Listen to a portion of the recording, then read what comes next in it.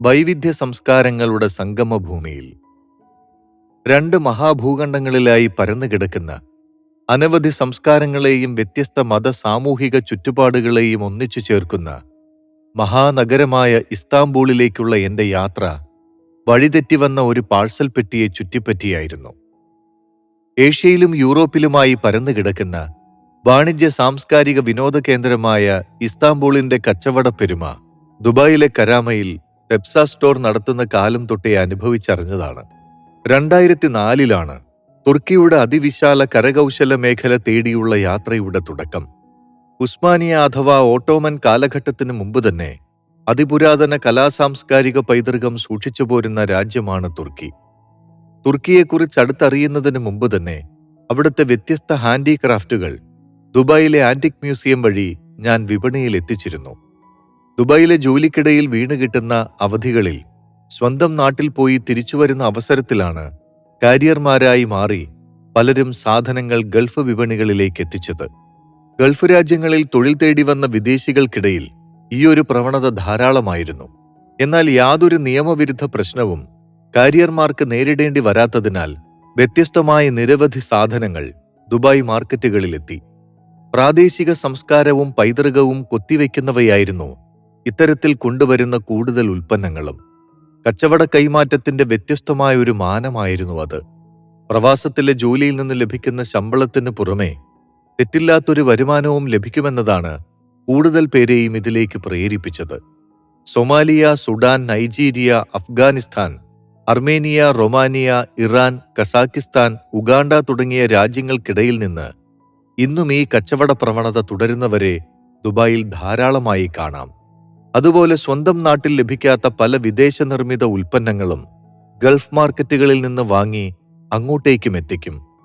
തുർക്കിയോട് ചേർന്ന് കിടക്കുന്ന പ്രദേശങ്ങളിൽ നിന്ന് ദുബായിൽ തൊഴിൽ തേടി വന്ന പലരും തുർക്കി നിർമ്മിതമായ പല സാധനങ്ങളും നാട്ടിൽ പോയി വരുമ്പോൾ കൊണ്ടുവന്നു. ഇറാഖിന്റെയും സിറിയയുടെയും അതിർത്തികളിലുള്ളവരും കുർദിഷുകളും അർമേനിയക്കാരും ബുദ്രൂമിൽ നിന്നുമുള്ളവരുമെല്ലാം കാർഡ്ബോർഡ് പെട്ടികളിലാക്കി സാധനങ്ങൾ കൊണ്ടുവരും. 1997 മുതലേ തുർക്കി നിർമ്മിത കരകൗശല ഉൽപ്പന്നങ്ങൾക്ക് ആവശ്യക്കാരേറി വന്നു. ലോകത്തിന്റെ വിവിധ കോണുകളിൽ നിന്ന് ദിനേന ലക്ഷക്കണക്കിന് ആളുകൾ പലവിധ ആവശ്യങ്ങൾക്കായി വന്നെത്തുന്ന ഇസ്താംബൂളാണ് തുർക്കിയിലെ ആർട്ടിന്റെയും ക്രാഫ്റ്റിന്റെയും കലവറ. 4 നൂറ്റാണ്ടിനപ്പുറം നിർമ്മിതമായ അവിടുത്തെ ഗ്രാൻഡ് ബസാർ അതിപ്രശസ്തമാണ്. ഉസ്മാനിയ കാലഘട്ടം മുതലേ ഏഷ്യയുടെയും യൂറോപ്പിന്റെയും ആഫ്രിക്കയുടെയും വിവിധ ഭാഗങ്ങളിൽ നിന്നുള്ള കച്ചവട സംഘങ്ങൾ സംഗമിക്കുന്ന കേന്ദ്രം കൂടിയാണ് തുർക്കി. ആ കാലഘട്ടത്തിൽ തന്നെ അതിപ്രധാന വാണിജ്യ ഹബ്ബായിരുന്നു അവിടം. തുർക്കി നിർമ്മിത കാർപ്പറ്റുകളും ടിന്ന്, സിങ്ക്, ബ്രാസ്, ഗ്ലാസ് തുടങ്ങിയവ കൊണ്ടുള്ള ഉൽപ്പന്നങ്ങളുമാണ് ആദ്യഘട്ടത്തിൽ ഞാൻ ദുബായിൽ വിറ്റിരുന്നത്. പലയിടങ്ങളിൽ നിന്നുള്ളവരിൽ നിന്ന് കുറേശ്ശെ സാധനങ്ങൾ വാങ്ങും. ഒരേ ഉൽപ്പന്നങ്ങൾക്ക് ഓരോരുത്തരും നൽകുന്ന വിശദീകരണം പലതാണ്. അവതരണ ശൈലിയിൽ പോലും അവർ വ്യത്യസ്തരായിരുന്നു. അപ്രതീക്ഷിതമായി വന്ന ഒരു ഫോൺ കോളാണ് അപൂർവം പ്രത്യേകതകളുള്ള തുർക്കിയിലേക്ക് എന്നെ കൊണ്ടെത്തിച്ചത്. ദുബായിലെ എന്റെ ഫോൺ നമ്പർ വെച്ച് തുർക്കിയിൽ നിന്നൊരു പാഴ്സൽ വന്നിരുന്നു. കൊറിയർ കമ്പനി ഓഫീസിൽ നിന്നാണ് എന്നെ വിളിക്കുന്നത്. ജീവനക്കാരൻ ഫാത്തി അല്ലേ എന്നാണ് ചോദിക്കുന്നത്. ഞാൻ ഫാക്കിയാണെന്ന് പറയുമ്പോഴും മറുതലയ്ക്കുള്ളയാൾ ഓ യെസ് ഫാത്തി എന്ന് തന്നെ വീണ്ടും പറയുന്നു. താങ്കൾക്കുള്ള പാഴ്സലാണെന്ന് അയാൾ. എനിക്കും ആകെ കൺഫ്യൂഷനായിരുന്നു. ഈയിടെ ഞാൻ വേറെ എവിടെ നിന്നും സാധനങ്ങൾ പാഴ്സലായി എത്തിക്കും വിധം ഓർഡർ നൽകിയിരുന്നില്ല. എന്തായാലും അവരുടെ ഓഫീസിൽ ചെന്ന് ഞാൻ പാഴ്സൽ കൈപ്പറ്റി. പെട്ടി തുറന്ന് എനിക്ക് കാണാനായത് ടർക്കിഷ് കാർപ്പറ്റുകളും പലവിധത്തിലുള്ള ഗ്ലാസ് നിർമ്മിത ഈവിൾ ഐകളുമാണ്. ദുബായിലുള്ള ഏതോ ഫാത്തിക്കുള്ള പാഴ്സലിൽ എന്റെ നമ്പർ അബദ്ധവശാൽ വന്നതാണെന്ന് എനിക്ക് മനസ്സിലായി. അയച്ചയാൾക്ക് നമ്പർ മാറിപ്പോയതാണ്. വിലപിടിപ്പുള്ള ഈ സാധനങ്ങൾ അത്രയും എത്തേണ്ടത് ആർക്കാണെന്ന് മനസ്സിലാക്കാൻ ഫ്രം അഡ്രസ്സിലുള്ള നമ്പറിലേക്ക് ഞാൻ വിളിച്ചു. കോയിൻ ബൂത്തിൽ നിന്നാണ് തുർക്കി നമ്പറിലേക്ക് വിളിക്കുന്നത്. ഫോൺ എടുത്തയാളോട് ഞാൻ ദുബായിൽ നിന്ന് ഫാക്കിയാണ് സംസാരിക്കുന്നത് എന്ന് പറഞ്ഞയുടനെ യെസ് ഫാത്തി പറയൂ എന്ന്. എന്റെ നമ്പറിലേക്ക് താങ്കൾ പാഴ്സൽ അയച്ചിരുന്നോ? ഞാൻ ഇങ്ങനെ സാധനങ്ങൾക്ക് ഓർഡർ ചെയ്തിട്ടില്ല. ഞാൻ ഫാക്കിയാണെന്ന് ആവർത്തിച്ചുകൊണ്ടേയിരുന്നു. തിരിച്ചയാൾ യെസ് ഫാത്തി സാധനങ്ങൾ കിട്ടിയില്ലേ എന്ന് വീണ്ടും. അപ്പോഴേക്കും എന്റെ കയ്യിലുള്ള കോയിൻ തീർന്നിരുന്നു. രണ്ടാമത് ടെലിഫോൺ കാർഡ് വാങ്ങി അദ്ദേഹത്തെ വിളിച്ചു. കാർഡിലെ പണം തീരുന്നതുവരെയും ഞാൻ ഫാത്തിയല്ല ഫാക്കിയാണെന്ന് പലവരും പറഞ്ഞെങ്കിലും അയാൾക്ക് മനസ്സിലാവുന്നില്ല. ഏതായാലും അടുത്ത ദിവസങ്ങളിലും ഞാൻ അയാളെ വിളിക്കുകയും രാത്രി തിരിച്ചയാൾ എന്നെ വിളിക്കുകയും ചെയ്യുന്നു. അയച്ച സാധനങ്ങളെക്കുറിച്ച് ചോദിക്കുന്നു. 2 ദിവസത്തെ നിരന്തര സംഭാഷണത്തിനൊടുവിലാണ് ഞാൻ ഫാത്തിയല്ല, ഇന്ത്യക്കാരനായ ഫാക്കിയാണ്, ദുബായിൽ ബിസിനസ്സാണെന്നും പറഞ്ഞ് മനസ്സിലാക്കുന്നത്. പേരിലെ സാമ്യത തെറ്റിദ്ധരിച്ച് എന്റെ നമ്പർ വച്ച് പാഴ്സൽ അയച്ചതാണ്. ദുബായിൽ എനിക്ക് സാധനങ്ങൾ കൊണ്ടുതരുന്ന തുർക്കിക്കാരനായ ഒരു ഫാത്തിയെ അറിയാമെന്നും നിങ്ങൾ ഉദ്ദേശിച്ചയാൾ അയാളായിരിക്കാമെന്നും ഞാൻ അദ്ദേഹത്തോട് പറഞ്ഞു. അന്നേരമാണ് അയച്ചയാൾക്ക് അഡ്രസ് മാറിപ്പോയത് മനസ്സിലാവുന്നത്. ഇറാനിൽ അലി എന്നും ഇന്ത്യൻ മുസ്ലിങ്ങൾ വ്യാപകമായി മുഹമ്മദ് എന്നും പേരിടുന്നത് പോലെ തുർക്കിയിൽ ഭൂരിഭാഗം പേർക്കുമുള്ള നാമമാണ് ഫാത്തി. ഏതായാലും എന്റെ നമ്പർ എങ്ങനെയാണ് താങ്കൾക്ക് ലഭിച്ചതെന്ന് ഞാൻ അദ്ദേഹത്തോട് ചോദിച്ചു. അദ്ദേഹത്തിന്റെ പേരും ഫാത്തി തന്നെ, ഫാത്തി തുർക്ക്. താൻ ഒരിക്കൽ ദുബായിൽ വന്നിട്ടുണ്ടെന്നും താങ്കളുടെ കടയിൽ വന്ന സമയം വാങ്ങിയ ബിസിനസ് കാർഡിൽ നിന്നാണ് നമ്പർ ലഭിച്ചതെന്നും പറഞ്ഞു. തിരികെ തുർക്കിയിലേക്ക് പോയ അദ്ദേഹം ഫോൺ നമ്പറുകൾ എഴുതി വെക്കുന്ന ബുക്കിൽ ഫാത്തി ദുബായ് എന്ന പേരിലാണ് എന്റെ നമ്പർ എഴുതി വെച്ചിരിക്കുന്നത്. അങ്ങനെയാണ് എന്റെ പേരിൽ പാഴ്സൽ എത്തുന്നത്. 3-4 ദിവസത്തെ സംഭാഷണത്തിനൊടുവിൽ ഞാൻ അയാളുടെ കച്ചവട കാര്യങ്ങൾ അത്രയും ചോദിച്ചറിഞ്ഞു. തുർക്കി നിർമ്മിതമായ പല കരകൗശല വസ്തുക്കളുടെ വിൽപ്പനയാണ് അദ്ദേഹത്തിനുള്ളതെന്ന് ഞാൻ മനസ്സിലാക്കി.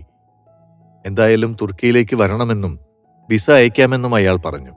അതൊന്നും വേണ്ട, വിസ ശരിയാക്കി അടുത്തു തന്നെ തുർക്കിയിലെത്താമെന്ന് ഞാൻ പറഞ്ഞു. ഒട്ടും വൈകാതെ തന്നെ ദുബായിലെ വേൾഡ് ട്രേഡ് സെന്ററിനുള്ളിലെ തുർക്കി കോൺസുലേറ്റിലെത്തി. ആകെ മൊത്തം യൂറോപ്യൻ രീതിയിലായിരുന്നു ഓഫീസ്. വിസയ്ക്ക് അപേക്ഷിച്ച് എന്നോട് ടൂറിസ്റ്റാണോ എന്നായി ഉദ്യോഗസ്ഥരുടെ ചോദ്യം. ബിസിനസ് ആവശ്യാർത്ഥമാണ് തുർക്കിയിലേക്ക് പോകേണ്ടതെന്ന് ഉദ്യോഗസ്ഥരോട് പറഞ്ഞു. ഉടനെ തന്നെ പലവിധ ബ്രോഷറുകൾ മുന്നിൽ നിരന്നു. ബ്രോഷറുകളെല്ലാം ഒന്ന് കണ്ണോടിച്ച് അപേക്ഷ നൽകി ഞാൻ തിരിച്ചു.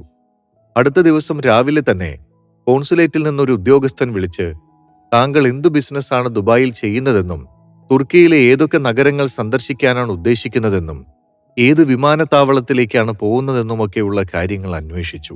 ഡോക്യുമെന്റുകളുമായി കോൺസുലേറ്റിൽ എത്താമെന്ന് പറഞ്ഞ ഞാൻ ബാങ്ക് സ്റ്റേറ്റ്മെന്റ് വിശദാംശങ്ങളടക്കം ഉച്ചയോടെ കോൺസുലേറ്റിലെത്തി.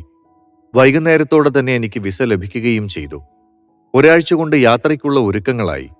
ഇസ്താംബൂൾ വിമാനത്താവളത്തിലിറങ്ങിയ എനിക്ക് ഫാത്തി ഹോട്ടൽ, ഫാത്തി റിസോർട്ട് തുടങ്ങിയവ എഴുതിയ നിരവധി ബോർഡുകൾ പിടിച്ചു നിൽക്കുന്നവരെ കാണാനായി. എവിടെയും ഒരു ഫാത്തി മയം. പുറത്തിറങ്ങിയ ഞാൻ ഫാത്തിയുടെ കടയുടെ അഡ്രസ് തേടി ടാക്സിയിൽ പുറപ്പെട്ടു. ഒരു ഹോട്ടൽ പോലും ഞാൻ ബുക്ക് ചെയ്തിരുന്നില്ല. അഡ്രസ്സിലുള്ള സ്ഥലത്തെത്തിയപ്പോഴേക്കും രാത്രി 9:45. പക്ഷെ രാത്രിയുടെ ഒരു പ്രതീതിയും അനുഭവപ്പെട്ടില്ല. ആകാശം കറുപ്പണിയേണ്ട ഇടത്ത് ഇളം നീലയും കടും നീലയും നിറങ്ങൾ കലർന്നു കിടക്കുന്നു. ചുറ്റും റെസ്റ്റോറന്റുകളിൽ ഡിന്നർ കഴിക്കാനെത്തിയവരുടെ തിരക്ക്. തെരുവിലെ കടകളിൽ ചിലത് അടയ്ക്കുന്നു.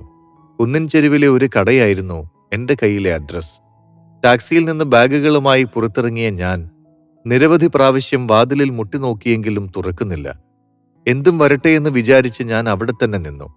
ഏറെ നേരത്തിനൊടുവിൽ 12 മണിയോടടുത്ത് കട ലക്ഷ്യമാക്കി കട്ടിമീശയുള്ള വെളുത്ത ആരോഗ്യവാനായ ഒരു ചെറുപ്പക്കാരൻ വരുന്നു. ഒറ്റനോട്ടത്തിൽ തന്നെ ശബ്ദപരിചയം മാത്രമുള്ള ഫാത്തിയാണെന്ന് എനിക്ക് മനസ്സിലായി. എന്നെ കണ്ടയുടനെ ഓടി വന്ന് ഇന്ത്യൻ മാൻ, ഫാക്കി, ഫാത്തി, ഓ ഫാക്കി, ഫാത്തി എന്ന് വിളിച്ച് കെട്ടിപ്പിടിക്കുകയായിരുന്നു. ഫാക്കി എന്നും ഫാത്തി എന്നും എന്നെ മാറി മാറി വിളിക്കുന്നു. പാവം, എന്നെ കൂട്ടാനായി വൈകുന്നേരം 6:30 തൊട്ട് തന്നെ എയർപോർട്ടിലുണ്ട്. എമിഗ്രേഷൻ എല്ലാം കഴിഞ്ഞ് 8:40 ഞാൻ പുറത്തിറങ്ങിയെങ്കിലും ഞങ്ങൾക്ക് പരസ്പരം കാണാനായില്ല. എന്നെ കൂട്ടാനായി ഫാത്തി വന്നു നിൽക്കുന്ന കാര്യം ഞാനും ഓർത്തില്ല. ഏറെ നിന്ന് മുഷിഞ്ഞ അവൻ കടയിലേക്ക് തിരിച്ചു വരികയായിരുന്നു. വിസ ശരിയായി ഉടനെ തന്നെ അടുത്ത ഒരാഴ്ചയ്ക്കുള്ളിൽ ഇസ്താംബൂളിലെത്തുന്ന ഈവനിംഗ് ഫ്ലൈറ്റിൽ ഞാൻ തുർക്കിയിലെത്തുമെന്ന് ഫാത്തിയെ അറിയിച്ചിരുന്നു. കച്ചവട തിരക്കുകൾ കാരണം കൃത്യമായ ദിവസം എനിക്ക് അറിയിക്കാനും കഴിഞ്ഞില്ല. തുർക്കിയിലേക്ക് തിരിക്കും മുമ്പ് ദുബായിൽ ചെയ്തു തീർക്കേണ്ട കാര്യങ്ങൾ കൊണ്ട് തിരക്കുകളിൽ അലിഞ്ഞപ്പോൾ ഫാത്തിയുമായി പിന്നീട് ഫോണിൽ ബന്ധപ്പെടാനും സാധിച്ചില്ല. എന്റെ യാത്രാ തീയതി കൃത്യമായി അറിയാത്ത ഫാത്തിയാണെങ്കിൽ ആ ആഴ്ചകളിലെ വൈകുന്നേരങ്ങളിലൊക്കെയും വിമാനത്താവളത്തിലെത്തിയിരുന്നു. കട തുറന്ന് എന്നെ പിടിച്ചിരുത്തി ഭക്ഷണങ്ങൾ ഓരോന്നായി ഓർഡർ ചെയ്യുന്നു. തുർക്കി കബാബും ചീസ് പുരട്ടിയ പ്രത്യേക റൊട്ടിയുമെല്ലാം ഞാൻ ഏറെ ആസ്വദിച്ചു. അന്നേരമാണ് താമസത്തിന് ഞാൻ മുറിയൊന്നും എടുത്തിട്ടില്ലെന്ന കാര്യം ഫാത്തി മനസ്സിലാക്കുന്നത്. ഏതെങ്കിലും ചെറിയ ഹോട്ടലിൽ തങ്ങാനായിരുന്നു എന്റെ ഉദ്ദേശം. ഞാൻ അത് പറഞ്ഞപ്പോൾ കട നിൽക്കുന്ന കെട്ടിടത്തിന്റെ ഉടമയ്ക്ക് കടയ്ക്ക് തൊട്ടുപിറകിൽ തന്നെ 2 ചെറിയ മുറികളുണ്ടെന്നും ബുദ്ധിമുട്ടില്ലെങ്കിൽ അവിടെ തങ്ങാമെന്നും പറഞ്ഞു. 30 യൂറോയെ അതിന് നൽകേണ്ടതുള്ളൂ. തുർക്കിയുടെ ഔദ്യോഗിക കറൻസി ലിറയാണെങ്കിലും വിനിമയത്തിനും പണം കണക്കുകൂട്ടുന്നതും യൂറോയിലാണ്. ഇസ്താംബൂൾ നഗരത്തിലെ സാമാന്യം തരക്കേടില്ലാത്ത ഒരു ഹോട്ടലിൽ തങ്ങാൻ 120 യൂറോ നൽകേണ്ട ഇടത്താണ് കേവലം 30 യൂറോയ്ക്ക് മുറി ലഭ്യമായത്. എല്ലാം കൊണ്ടും ഇവിടെ തന്നെ തങ്ങുന്നതാണ് നല്ലതെന്ന് എനിക്കും തോന്നി. മുറിയിലെത്തിയ ഞങ്ങൾ പുലർച്ചെ വരേക്കും സംസാരിച്ചു. സഹമുറിയനായി ഫാത്തിയും. പിറ്റേന്ന് നേരം വെളുത്ത് ഫാത്തിയുടെ കടയുടെ അകവശം മുഴുവൻ കണ്ട് എനിക്ക് അതിശയമായി. ദുബായിൽ ഞാൻ വിൽക്കുന്ന പല തുർക്കി ഉൽപ്പന്നങ്ങളും ഫാത്തിയുടെ കടയിൽ നിന്നാണ് കാരിയർമാർ കൊണ്ടുവരുന്നത്. നാട്ടിൽ വന്ന് ദുബായിലേക്ക് തിരിച്ചു പോകുന്നവരെ സാധനങ്ങൾ ഏൽപ്പിക്കുമ്പോൾ ഇത്രയിത്ര ശതമാനം വിറ്റുകിട്ടുന്നതിൽ നിന്ന് വേണമെന്ന് ഫാത്തി വാശി പിടിച്ചിരുന്നില്ല. ഒരു തുറന്ന മനസ്സിനുടമയായിരുന്നു. അടുത്ത ദിവസം വൈകുന്നേരമായപ്പോൾ തന്നെ ഫാത്തിയുടെ കടയിലുള്ള സാധനങ്ങളെല്ലാം എനിക്ക് ഓർഡർ കൊടുക്കാനായി. ആകെ 35ഓളം വ്യത്യസ്ത സാധനങ്ങളാണ് അവിടെയുള്ളത്. വിവിധ നിറത്തിലും വലിപ്പത്തിലുമുള്ള ഒരേ സാധനങ്ങൾ. പേർഷ്യൻ, ടർക്കിഷ് കവിതകളും വിശുദ്ധ ഖുറാനിലെ വിവിധ സൂക്തങ്ങളും മനോഹരമായി സിൽക്കിൽ പ്രിന്റ് ചെയ്തിരിക്കുന്നു. ഓർഡറിനനുസരിച്ച് മെഷീനിൽ അടുപ്പിക്കുകയാണ് ചെയ്യുന്നത്. കൈകൊണ്ട് നിർമ്മിതമായ ഇത്തരം സാധനങ്ങൾ എവിടെ കിട്ടുമെന്നായി എന്റെ അടുത്ത അന്വേഷണം. അത്തരം നിർമ്മിതികൾക്ക് വലിയ വില നൽകേണ്ടി വരുമെന്നും എന്നോട് പറഞ്ഞു. സത്യസന്ധമായി എല്ലാ കാര്യങ്ങളും ഫാത്തി മനസ്സു തുറന്നു. കൈവേലകളാൽ സമ്പന്നമായ കാർപ്പറ്റുകൾക്ക് പൊന്നും വിലയാണ്. ചെറിയൊരു മുസ്വല്ലയുടെ, പ്രാർത്ഥനാവിരിയുടെ വലിപ്പമുള്ള കാർപ്പറ്റിനു പോലും 60,000 ഇന്ത്യൻ രൂപ വരും. ഇത്തരം മുസ്വല്ലകളുടെ നിർമ്മാണം തന്നെ ഒരു അത്ഭുതമാണ്. അതിസൂക്ഷ്മത വേണ്ട കലയാണ് കാർപ്പറ്റ് നെയ്യൽ. 1 സെന്റിമീറ്ററിനുള്ളിൽ തന്നെ 56 നോട്ട് സിൽക്ക് നൂലുകൾ വിലങ്ങനെയും കുത്തനെയും കോണോടുകോൺ ചേർന്നും കെട്ടുപിണഞ്ഞ് കിടക്കും രൂപത്തിൽ നെയ്യുന്നു. അത്രയും ശ്രമപ്പെട്ടാണ് കാർപ്പറ്റുകൾ പിറവിയെടുക്കുന്നത്. പല നിറത്തിലുള്ള ഇത്രയും നൂലുകൾ ഒന്നിച്ചു ചേരുമ്പോൾ കലാകാരൻ മനസ്സിൽ വരച്ചിട്ടത് അക്ഷരങ്ങളോ രൂപങ്ങളോ ആയി കാർപ്പറ്റിൽ തെളിഞ്ഞു വരുന്നു. 19,000 യൂറോയുടെ സാധനങ്ങൾക്കാണ് ഫാത്തിക്ക് ഞാൻ ഓർഡർ നൽകിയത്. അവയെല്ലാം പാക്ക് ചെയ്യാനും ഡോക്യുമെന്റുകൾ ശരിയാക്കി കാർഗോ അയക്കാനുമെല്ലാം പ്രത്യേക ചുടി ഞാൻ ഫാത്തിയിൽ കണ്ടു. തുർക്കി വിപണിയിലുള്ള വ്യത്യസ്ത സാധനങ്ങളുടെ എണ്ണം എത്ര ചെറുതാണെന്ന് ഇന്ത്യൻ കരകൗശല ഉൽപ്പന്നങ്ങളുടെ വിശാലതയെക്കുറിച്ച് ഞാൻ പറഞ്ഞപ്പോഴാണ് ഫാത്തിക്ക് മനസ്സിലാകുന്നത്. ഓരോ സാധനങ്ങളെക്കുറിച്ച് പറയുമ്പോഴും അതിവിടെയുണ്ട്, അത് ഇന്ന സ്ഥലത്ത് ലഭിക്കുമെന്നൊക്കെ പറഞ്ഞുകൊണ്ടേയിരുന്നു. തുർക്കിയിലെത്തുന്ന വിനോദസഞ്ചാരികളെ ആകർഷിക്കുന്ന, ഏറ്റവും അധികം വിറ്റുപോകുന്ന വളരെ കുറച്ച് ഉൽപ്പന്നങ്ങൾ മാത്രമാണ് കച്ചവടക്കാർ വിപണിയിൽ എത്തിക്കുന്നതെന്ന് അപ്പോഴാണ് എനിക്ക് മനസ്സിലായത്. 100 കണക്കിന് വ്യത്യസ്ത കരകൗശല ഉൽപ്പന്നങ്ങൾ ഇവിടെയുണ്ട്. അതെല്ലാം സ്വദേശികളും അയൽരാജ്യക്കാരും മാത്രമാണ് വാങ്ങുന്നത്. എന്നാൽ ഈവിളായി നിർമ്മിക്കുന്ന സ്ഥലത്ത് നമുക്ക് പോകാമെന്ന് പറഞ്ഞ എന്നെ ഫാത്തി ഇസ്താംബൂളിന്റെ തെരുവുകളിലേക്ക് കൂട്ടിക്കൊണ്ടുപോയി. കണ്ണേറും ദോഷവും തട്ടാതിരിക്കാൻ വീടുകളിലും വാഹനത്തിലും തൂക്കിയിടുന്നതാണ് ഈവിൾ ഐ. ഗ്ലാസ് ഉപയോഗിച്ച് വിവിധ വലിപ്പത്തിലും രൂപത്തിലും നിർമ്മിക്കുന്ന ഈവിൾ ഐ അലങ്കാരത്തിനായി തൂക്കുന്നവരുമുണ്ട്. ആദ്യകാലത്ത് നീലനിറത്തിലാണ് ഈവിൾ ഐ കൂടുതലും നിർമ്മിച്ചിരുന്നത്. ആധുനിക കാലത്ത് വിവിധ നിറത്തിലുള്ള ഈവിൾ ഐകൾ മാർക്കറ്റിൽ സുലഭമാണ്.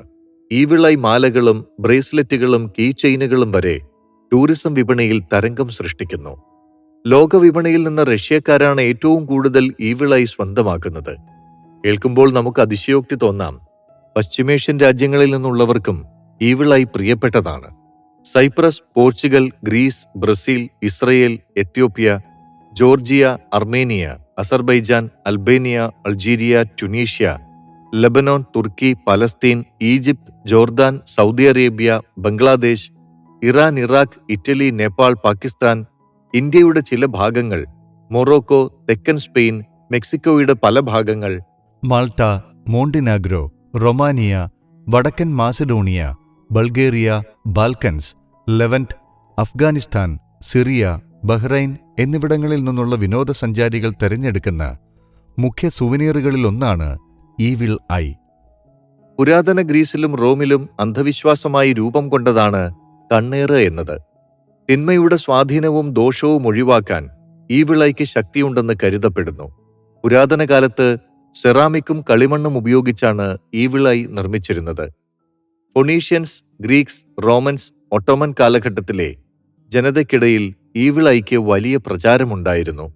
കുട്ടിക്കാലത്ത് നാട്ടിൽ കത്തിയും കൊടുവാളും അരിവാളും ഉണ്ടാക്കുന്ന കൊല്ലപ്പണിക്കാർക്ക് സമാനമായി വീടുവീടാന്തരം നിരവധി പേർ ഈവിൾ ഐ നിർമ്മിക്കുന്നു.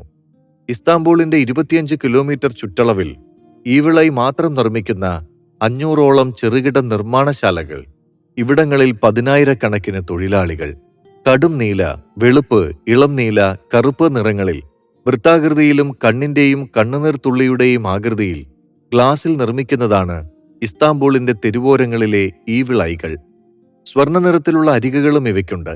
ദുബായ് ടൂറിസം മാർക്കറ്റിൽ ഇവയ്ക്ക് വലിയ ചലനം സൃഷ്ടിക്കാനാകുമെന്ന് മനസ്സിലാക്കി പല വിധത്തിലുള്ള ഈവിൾ ഐകൾക്ക് ഞാൻ ഓർഡർ നൽകി. എന്റെ കണക്കുകൂട്ടലുകൾ തെറ്റിയില്ല. ആന്റിക് മ്യൂസിയം സന്ദർശിക്കാനെത്തിയ കലാപ്രേമികൾ തങ്ങളുടെ പ്രിയപ്പെട്ട സുവനീർ ശേഖരത്തിലേക്കായി ഈവിൾ ഐകൾ സ്വന്തമാക്കി. ഫാത്തിയോടൊപ്പം ഞാൻ സ്കൂട്ടറിൽ ദിവസങ്ങളോളം പല സ്ഥലങ്ങളിലും സഞ്ചരിച്ചിരുന്നു. റെയിൽവേ സ്റ്റേഷന് പുറത്ത് സ്കൂട്ടർ നിർത്തി ട്രെയിനിലും വിമാനത്താവളത്തിനടുത്ത് നിർത്തി ഡൊമസ്റ്റിക് ഫ്ലൈറ്റുകളിലും വ്യത്യസ്ത ഉൽപ്പന്നങ്ങൾ അന്വേഷിച്ച് നാനാ സ്ഥലങ്ങളിലെത്തി. സ്കൂട്ടർ കയറ്റി കപ്പലിലും സഞ്ചരിച്ചു. മൺപാത്ര നിർമ്മാണത്തിൽ പ്രസിദ്ധിയാർജിച്ച കപ്പഡോക്കിയയിലെത്തിയപ്പോൾ അറബിക്കഥയിലെ മാന്ത്രിക ലോകത്തെത്തിയ പോലെയായിരുന്നു. ഗുഹാവീടുകളും ഫെയറി ചിമ്മിനികളും എല്ലാം കൂടി ഒരു സ്വപ്ന ലോകമാണ് കപ്പഡോക്കിയ. പുരാതന ചർച്ചുകളും വൈൻ നിർമ്മാണ കേന്ദ്രങ്ങളും മൺപാത്ര ശില്പനിർമ്മാണശാലകളും റെസ്റ്റോറന്റുകളും മല തുരന്ന ഭൂമിക്കടിയിലുണ്ട്. 2ഉം 3ഉം അടിത്തട്ടുകളായുള്ള ഭൂഗർഭ അറകളിൽ പലവിധ കൊത്തുപണികൾ. ഗുഹാമുഖം പോലെ തോന്നിക്കുന്ന കവാടങ്ങളിലൂടെ പ്രവേശിച്ചാൽ 4-5 അടി താഴ്ചയുള്ള അറയിലായിരിക്കും എത്തുക. അകത്തുനിന്ന് ഗോവണി കയറി വേണം മുകൾത്തട്ടിലെത്താൻ. ഭൂഗർഭ അറകളിൽ കളിമൺ പാത്രങ്ങളും വിവിധ ആർട്ടുകളും സുവനീറുകളും നിർമ്മിക്കുന്നു. രാജകൊട്ടാരത്തിലെ സ്വീകരണ മുറിയിലെ ഷോക്കേസ് പോലെ ഇത്തരം വസ്തുക്കളാൽ അലങ്കരിച്ചിരിക്കുകയാണ് ഫെയറി ചിമ്മിനിയുടെ അകവശം.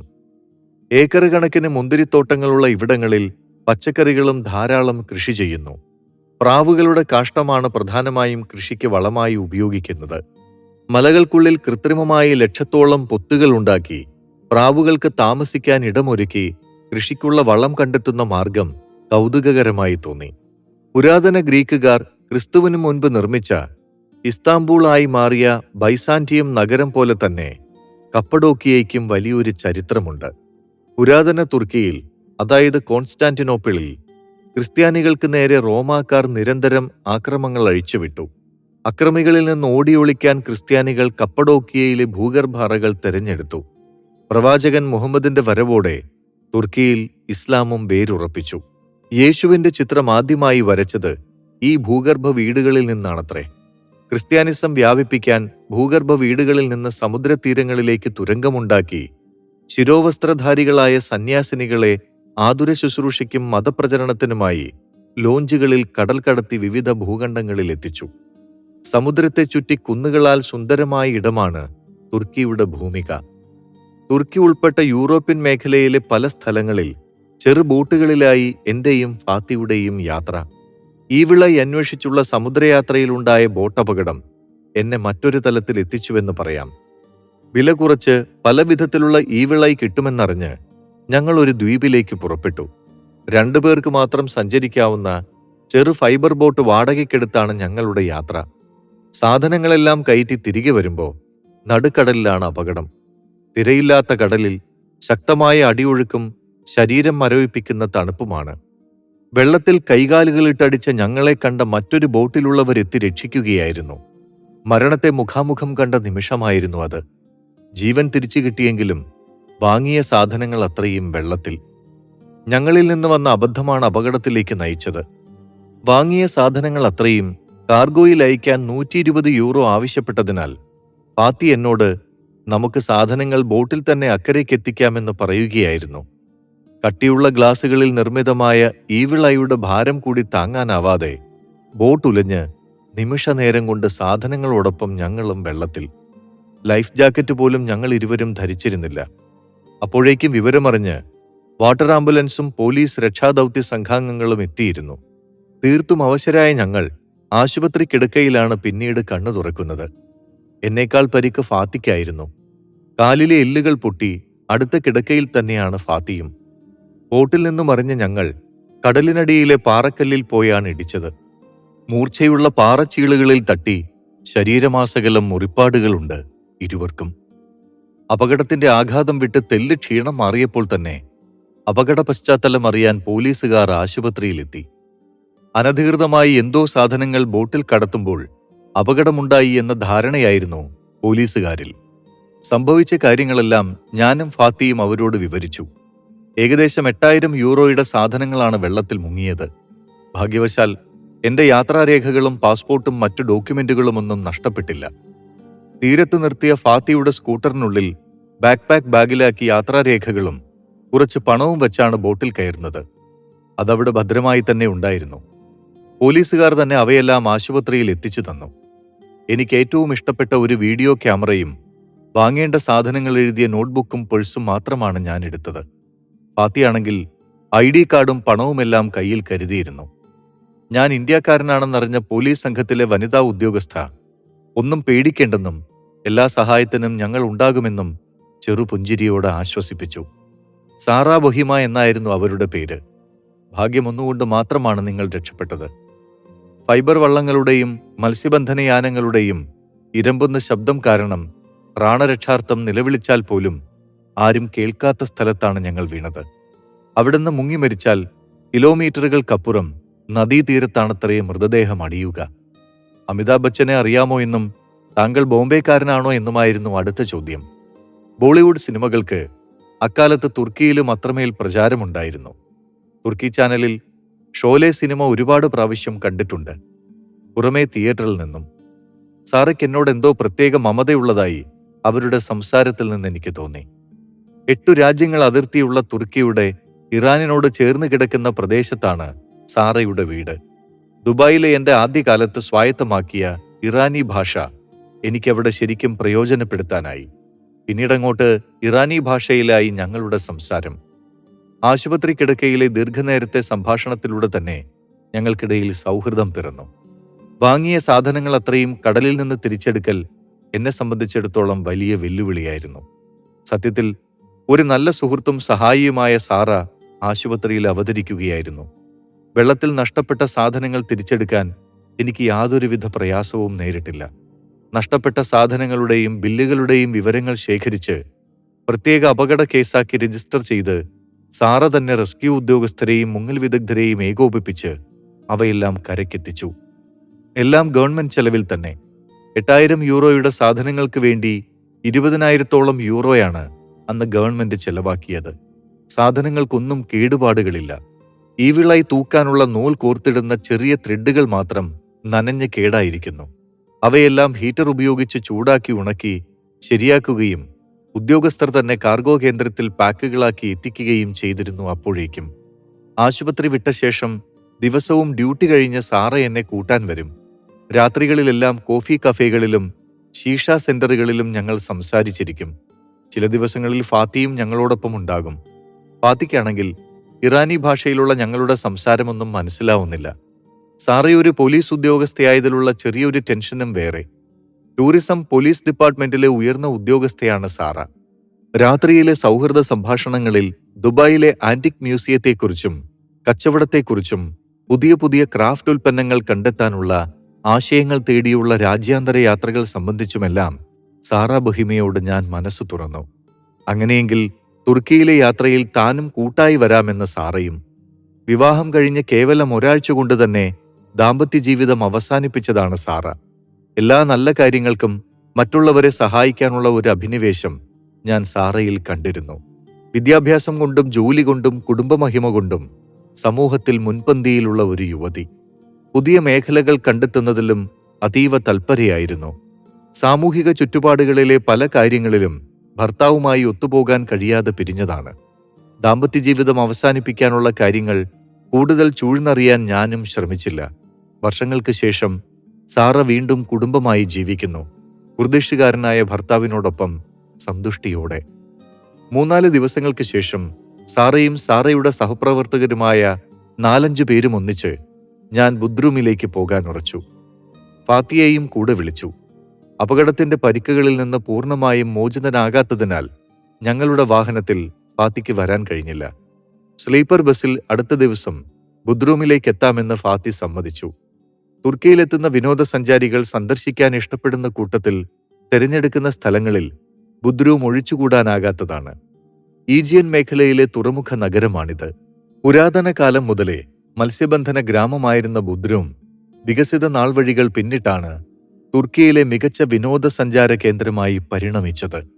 സദാസമയം കുളിരണിഞ്ഞ കാറ്റ് വീശുന്ന വിശാലമായ ബീച്ചുകൾ ഇവിടത്തെ പ്രത്യേകതകളിൽ ഒന്നാണ്. തിരകളില്ലാത്ത കടലിൽ ഉല്ലസിക്കാൻ കൂട്ടുകാരും കുടുംബവും ഒന്നിച്ച് ധാരാളം പേരെത്തുന്നു. അത്യാകർഷക കടൽ തീരത്തോടൊപ്പം പുരാതന കെട്ടിടങ്ങളും ചരിത്രശേഷിപ്പുകളായ പല സ്മാരകങ്ങളും ബുദ്രൂമിൽ കാണാനാകും. ശിലായുഗ കാലം തൊട്ടേ ആൾപ്പാർപ്പുള്ള തുർക്കിയുടെ തീരപ്രദേശം കൂടിയാണിവിടം. ഇസ്താംബൂളിലെ ഗ്രാൻഡ് ബസാർ പോലെ തന്നെ ഹാൻഡിക്രാഫ്റ്റുകളാൽ സമ്പന്നമായ ബസാറുകൾ ബുദ്രൂമിലുമുണ്ട്. ആദ്യ ദിവസം തന്നെ അവിടേക്കാണ് സാറ എന്നെ കൂട്ടിക്കൊണ്ടുപോയത്. ബീച്ചിലെ സായാഹ്ന വിനോദത്തിന് ശേഷം പിറ്റേന്ന് രാവിലെ തന്നെ അവിടുത്തെ ഹാൻഡിക്രാഫ്റ്റ് ബോർഡിന്റെ ഓഫീസിലേക്കായിരുന്നു ഞങ്ങളുടെ യാത്ര. അവിടുന്ന് രാജ്യാന്തര കരകൗശല വിപണിയിൽ ഇതുവരേക്കും ഇടം പിടിക്കാതെ പോയ കളിമൺ പാത്രങ്ങളും കപ്പുകളും തേടിയുള്ള സഞ്ചാരം നഗര റോഡുകളും വനങ്ങളും താണ്ടി തനി ഗ്രാമീണതയിലേക്കെത്തി. തുർക്കിഷ് കോഫി പകർന്നു നൽകുന്ന കപ്പുകളും ഗാവ് കുടിക്കുന്ന ചെറിയ കപ്പുകളും നിർമ്മിക്കുന്ന ഇടങ്ങൾ ഞങ്ങൾ കണ്ടെത്തി. ഫാത്തിക്കറിയാത്ത കരകൗശല വസ്തുക്കളുടെ വ്യത്യസ്തതകൾ കുന്നുകൂട്ടിയ മണ്ണിലേക്കാണ് ഞാനും സാറയും നടന്നെടുത്തത്. 1000 യൂറോ വരെ വിലയുള്ള പാത്രങ്ങളും പോർസലൈനുകളും കപ്പുകളും കൂജകളും ബൗളുകളും തളികകളും നിർമ്മിക്കുന്ന ഗ്രാമീണ വീടുകളിലേക്ക് ഞങ്ങൾ ഇറങ്ങിച്ചെന്നു. മെറ്റലും ഗ്ലാസും ഉപയോഗിച്ചായിരുന്നു കൂടുതൽ നിർമ്മിതികളും. ഓരോ വീടുകളും ഒരു ചെറു ഫാക്ടറിയാണ്. കുടുംബാംഗങ്ങളെല്ലാം തൊഴിലാളികൾ. ഇത്തരത്തിൽ നൂറുകണക്കിന് വീടുകളുണ്ടവിടെ. അവകളിലെ ഡിസൈനുകൾ അത്യാകർഷകമായിരുന്നു. ബഹുവർണ്ണങ്ങളിൽ പല ഡിസൈനുകൾ. യാതൊരു യന്ത്രവൽക്കരണവുമില്ലാതെ ബ്രഷിൽ ചായം മുക്കി പാത്രങ്ങളിൽ പെയിന്റ് ചെയ്യുന്നത് മാസങ്ങളെടുത്താണ്. പാത്രങ്ങളിലെ ഓരോ പെയിന്റിങ്ങിനു പിന്നിലും നിരവധി ചരിത്രങ്ങളുണ്ട്. തുർക്കിയുടെ ദേശീയ പുഷ്പമായ തുലിപ്പും കളിമൺ പാത്രങ്ങളിൽ പെയിന്റിംഗായി ഇടം പിടിച്ചിരിക്കുന്നു. ചുവപ്പ്, പിങ്ക്, മഞ്ഞ, വെളുപ്പ് നിറങ്ങളിലാണ് ചിത്രങ്ങൾ കൂടുതലും. ഇസ്ലാമിക ലോകത്ത് ഓട്ടോമൻ യുഗത്തിലാണ് പുരാതന തുർക്കിയിൽ വിവിധതരം തുലിപ് പുഷ്പങ്ങൾ നട്ടുവളർത്താൻ ആരംഭിച്ചത്. ഇന്ന് തുർക്കിയിൽ 14 ഇനം വ്യത്യസ്ത തുലിപ് പുഷ്പങ്ങൾ കാണാനാകും. തുർക്കിഷ് ചരിത്രത്തിൽ തുലിപ്പിന് അതിപ്രധാന സ്ഥാനമാണ്. 1718 മുതൽ 1730 വരെ സുൽത്താൻ അഹമ്മദ് മൂന്നാമന്റെ ഭരണകാലത്തെ തുലിപ് കാലഘട്ടമെന്നാണ് പറയപ്പെടുന്നത്. ഈ ഭരണകാലം അത്രയും സമാധാനത്തിന്റെയും ആസ്വാദനത്തിന്റെയും കാലഘട്ടമായിരുന്നു തുർക്കിയിൽ. പോഴ്സലൈൻ പാത്രങ്ങൾക്ക് പുറമെ വസ്ത്രങ്ങൾ, കൈകൊണ്ട് നിർമ്മിക്കുന്ന പരവതാനികൾ, ടൈലുകൾ, മിനിയേച്ചറുകൾ തുടങ്ങിയവയിലെല്ലാം തുലിപ് സ്ഥാനം പിടിച്ചു. പുരാതന തുർക്കിയിലെ കവികളുടെ കൃതികളിലും തുലിപ് അക്ഷരങ്ങളായി പിറവികൊണ്ടു. ഇതോടെ ആളുകൾ തുലിപ് ധാരാളമായി നട്ടുവളർത്തി. ഇസ്താംബൂളിന്റെ ഗ്രാമീണ നഗരഭംഗിക്ക് ബഹുവർണ്ണത്തിലുള്ള തുലിപ് പുഷ്പങ്ങൾ ചാരുതയേകി. തുലിപ് പുഷ്പത്തിലൂടെയും ക്രാഫ്റ്റിലൂടെയും ചെറുകിട കമ്പോളത്തിന് ഉണർവായി. തുർക്കിയുടെ സാമ്പത്തിക സ്ഥിതിയും സുസ്ഥിര സമ്പദ്വ്യവസ്ഥയും ഇതിലൂടെ വളർത്തിയെടുത്തു. രാജ്യത്തെ 30% ആളുകൾക്ക് സ്ഥിര തൊഴിൽ ഉറപ്പാക്കാനും ഇതിലൂടെ ഗവൺമെന്റിനാകുന്നു. യൂറോപ്യൻ ഭാഗമാണെങ്കിൽ കൂടി തങ്ങൾ നിർമ്മിക്കുന്ന സാധനങ്ങൾ പുറം രാജ്യങ്ങളിലേക്ക് കയറ്റി അയക്കാമെന്ന ഒരു ധാരണ ബുദ്രൂമിലെ ഗ്രാമീണ കരകൗശല ജനതയ്ക്കുണ്ടായിരുന്നില്ല. ഇസ്താംബൂൾ പോലെയുള്ള നഗരമേഖലയിൽ നിന്നു മാത്രമാണ് സാധനങ്ങൾ രാജ്യാതിർത്തിക്കപ്പുറം പോയിരുന്നത്. ലോക വിനോദസഞ്ചാര ഭൂപടത്തിൽ തുർക്കി നിർമ്മിത ഹാൻഡിക്രാഫ്റ്റുകൾക്ക് ഒഴിച്ചുകൂടാനാവാത്ത സ്ഥാനമുണ്ടെന്ന് ഇസ്താംബൂളിലെ കച്ചവടക്കാർക്ക് അറിയാമായിരുന്നു. ഗ്രാമീണ ജനതയാണെങ്കിൽ ഉണ്ടാക്കിയതെന്താണോ അത് ബസാറിൽ കൊണ്ടുവന്ന് പ്രാദേശികമായി വിൽക്കുന്ന സംവിധാനത്തിലും. വാങ്ങിയ സാധനങ്ങളെല്ലാം സാറ തന്നെ മുൻകൈയെടുത്ത് ഗവൺമെന്റ് വാഹനത്തിൽ ഇസ്താംബൂളിൽ എത്തിച്ചു. ബുദ്രൂമിലെ വിനോദസഞ്ചാര ചരിത്ര കേന്ദ്രങ്ങളെല്ലാം സന്ദർശിച്ച് വൈകാതെ തന്നെ ഞങ്ങൾ ഇസ്താംബൂളിൽ തിരിച്ചെത്തി. ഇവിടുത്തെ കൾച്ചറൽ ഡിപ്പാർട്ട്മെന്റ്, ക്രാഫ്റ്റ്, ടൂറിസം ഡിപ്പാർട്ട്മെന്റുകളുടെ ആസ്ഥാനങ്ങൾ സന്ദർശിച്ച് ഉദ്യോഗസ്ഥരുമായി കൂടിക്കാഴ്ച നടത്തുന്ന കാര്യം സാറയോട് ഞാൻ പറഞ്ഞു. സാറയുടെ അടുത്ത അവധി ദിവസം തന്നെ എന്നെ വിവിധ ഓഫീസുകളിലേക്ക് കൂട്ടിക്കൊണ്ടുപോയി. ടൂറിസം പോലീസ് ഡിപ്പാർട്ട്മെന്റിൽ ജോലി ചെയ്യുന്ന സാറയ്ക്ക് അവിടെയെല്ലാം വലിയ സ്വീകാര്യതയായിരുന്നു. ഇതെല്ലാം എന്റെ ലക്ഷ്യം കൂടുതൽ എളുപ്പമാക്കി. സാറയോടൊപ്പമാണ് ഇസ്താംബൂളിലെ ഗ്രാൻഡ് ബസാർ ചുറ്റിക്കണ്ടത്. കരകൗശല വൈവിധ്യങ്ങളുടെ ആ മാസ്മരിക കലവറയിലേക്ക് എന്തോ ആദ്യമേ എന്നെ ഫാത്തി കൂട്ടിക്കൊണ്ടുപോയിരുന്നില്ല. ഫാത്തിയെ വിട്ട് കൂടുതൽ സാധനങ്ങൾ ഞാൻ ഗ്രാൻഡ് ബസാറിൽ നിന്ന് വാങ്ങുമോ എന്ന ചിന്ത വന്നിരിക്കാം. തുർക്കിയുടെ പ്രധാന ലാൻഡ്മാർക്കുകളിലൊന്നായ ബ്ലൂ മോസ്കിനടുത്തായാണ് ഗ്രാൻഡ് ബസാർ പരന്നു കിടക്കുന്നത്. 1606-നും 1616-നുമിടയിൽ ഉസ്മാനിയ സാമ്രാജ്യത്തിലെ ഏറ്റവും ശക്തരിലൊരാളായ സുൽത്താൻ അഹമ്മദാണ് മാർബിളിൽ മസ്ജിദ് പണി കഴിപ്പിച്ചത്. ലോകത്തിലെ ഏറ്റവും പുരാതന ഷോപ്പിംഗ് മാളെന്ന് ഗ്രാൻഡ് ബസാറിനെ വിശേഷിപ്പിക്കാം. കണ്ണെത്താ ദൂരത്തോളം തെരുവുകളിൽ വിവിധ സാധനങ്ങൾ വിൽക്കുന്ന 4000-ലധികം കടമുറികൾ, സ്വർണ്ണ വെള്ളി ആഭരണങ്ങളും വജ്രങ്ങളും മുത്തുകളും പവിഴങ്ങളും, സുഗന്ധവ്യഞ്ജനങ്ങളും പട്ടുവസ്ത്രങ്ങളും പരവതാനികളും തുകലുൽപ്പന്നങ്ങളും വേറെ. അറബ് ടർക്കിഷ് തനിമയാർന്ന അലങ്കാര തൂക്കുവിളക്കുകൾ കടകളിലെങ്ങും വെളിച്ചം വിതറുന്നു.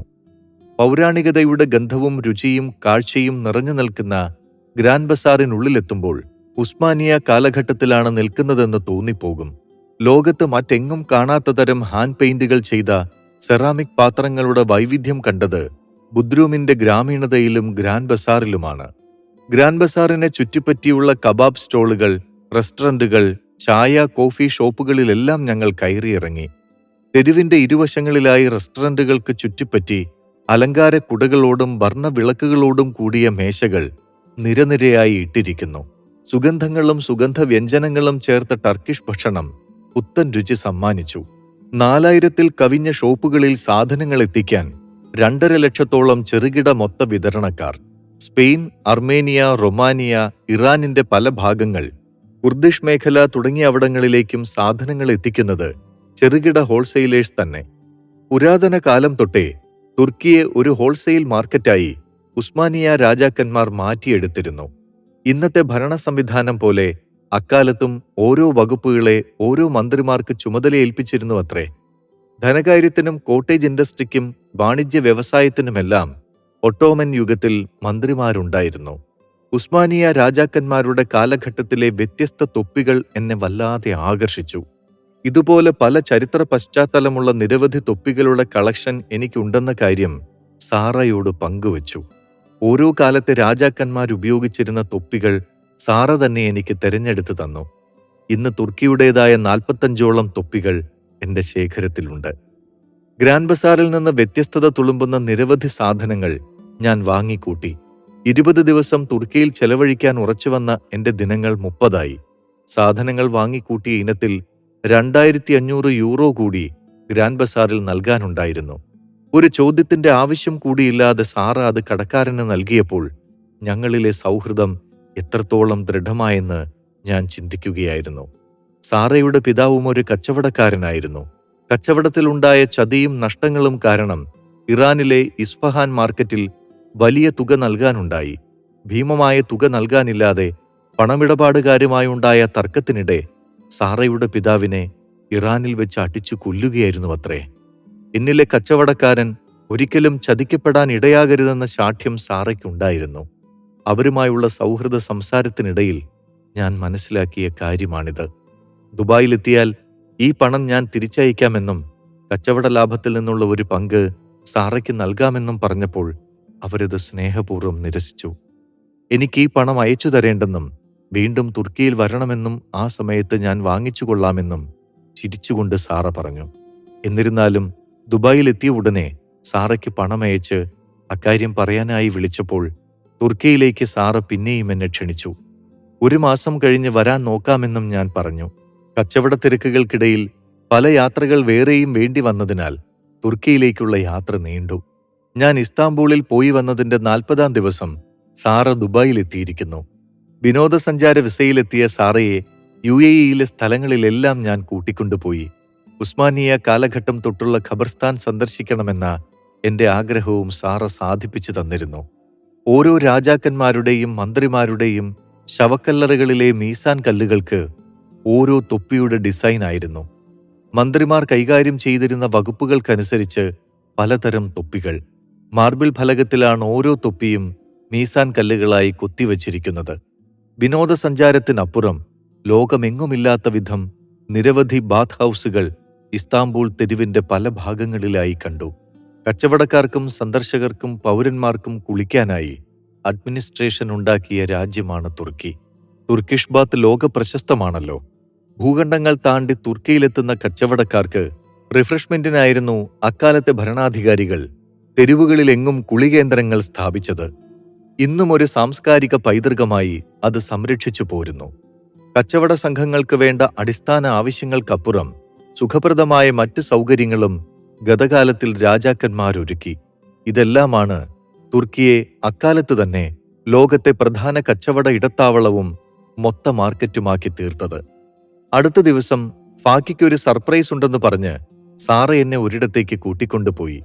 നോബൽ സമ്മാനിതനായ Orhan Pamuk museum of innocence എന്ന നോവൽ എഴുതി തീർത്തപ്പോൾ സ്വയമുണ്ടായ ഒരു ചരിത്ര മ്യൂസിയത്തിലേക്കായിരുന്നു ആ യാത്ര.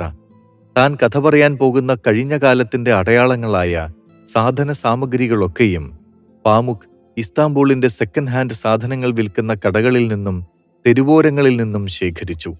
അക്കാലത്തെ ലോട്ടറി ടിക്കറ്റുകളും ചീട്ടുകളും അടുക്കളപാത്രങ്ങളും വസ്ത്രങ്ങളുമെല്ലാം അദ്ദേഹം സാഹിത്യ പ്രവർത്തനങ്ങൾക്കായി ഉപയോഗിക്കുന്ന തന്റെ സ്റ്റുഡിയോയിൽ കുന്നുകൂട്ടി. ഇതിലേറ്റവും കൗതുകകരമായ ഒരു കാര്യം അതീവ സുന്ദരിയായ നായികാ കഥാപാത്രം ധരിക്കുന്ന ഒരു വസ്ത്രത്തെപ്പറ്റിയുള്ളതാണ്. പാമുക് ഒരിക്കൽ സെക്കൻഡ് ഹാൻഡ് സാധനങ്ങൾ വിൽക്കുന്ന ഒരു കടയിൽ തിളക്കമുള്ള ഒരു തുണിയിൽ ഓറഞ്ച് റോസാപ്പൂക്കളും പച്ച ഇലകളുമുള്ള ഒരു ഉടുപ്പ് ഞാൻ കണ്ടു. അപ്പോഴേ അത് എൻ്റെ നോവലിലെ നായിക ഫ്യൂസന് പറ്റിയതാണെന്ന് ഞാൻ തീരുമാനിക്കുകയായിരുന്നു. ആ വസ്ത്രം എൻ്റെ മുന്നിൽ വിരിച്ചിട്ടുകൊണ്ടാണ് ഫ്യൂസൻ അത് ധരിച്ചുകൊണ്ട് ഡ്രൈവിംഗ് പഠിക്കുന്ന രംഗം ഞാൻ നോവലിൽ വർണ്ണിച്ചത്.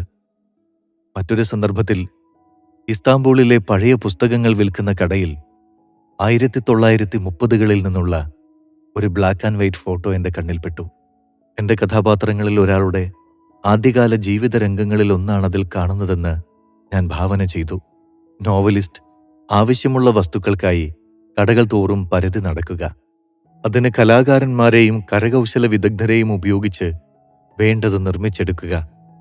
2008 നോവൽ തീർന്നപ്പോഴേക്കും എൻ്റെ വീട്ടിലും സ്റ്റുഡിയോയിലും സാധനങ്ങൾ കുമിഞ്ഞുകൂടി. നോവലിൽ വിവരിക്കുന്നത് പോലെ നിഷ്കളങ്കതയുടെ ഒരു മ്യൂസിയം ശരിക്കും സ്ഥാപിക്കുവാനും ഞാൻ തീരുമാനിച്ചു. നോവലിൽ വിവരിക്കുന്ന വസ്തുക്കളെല്ലാം ചേർത്ത് ഇസ്താംബൂളിൽ സ്ഥാപിച്ച ആ മ്യൂസിയം ഇന്ന് അവിടെ എത്തുന്ന ലോക സാഹിത്യ പ്രണയികളുടെ തീർത്ഥാടന കേന്ദ്രമാണ്. കഥാനായകൻ കെമാലും നായിക ഫ്യൂസനും ഉപയോഗിച്ച സാധനങ്ങൾ എന്ന നിലയ്ക്ക് അതെല്ലാം അനുഭവിച്ചുകൊണ്ട് ഫിക്ഷനിൽ നിന്ന് അവർ അറിയാതെ ഒരു യാഥാർത്ഥ്യ ലോകത്തേക്ക് എത്തിപ്പോകുന്നു.